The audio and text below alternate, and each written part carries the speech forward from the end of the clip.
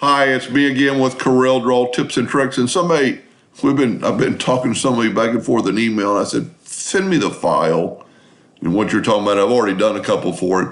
And it's pretty ingenious. He was using the center of this heart, which is a negative 0.14637, and the center of this heart, which is a negative 5.89. He divided it.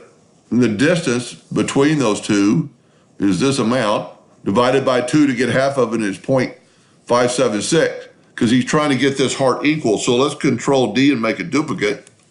And let's change that nudge factor to 0.576, and let's nudge it down. The distance between the two is 1 inch. So let's change our nudge factor to a half of an inch. Now these three hearts are in equal alignment perfectly. But after all that, all he had to do is place his two hearts wherever he wanted, select them both, go up to Effects, Blend, and just set your blend on 1 and hit Apply. Each of these are exactly the same.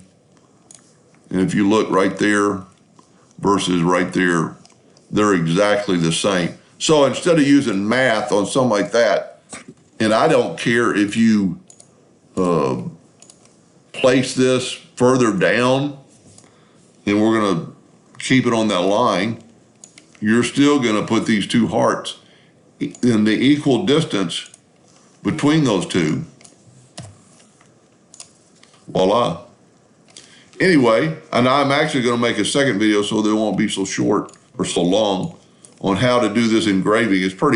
It's a little different than I've ever done before. So if you want to watch that, please stay tuned. Hope that helped them a little bit. Thank you for watching.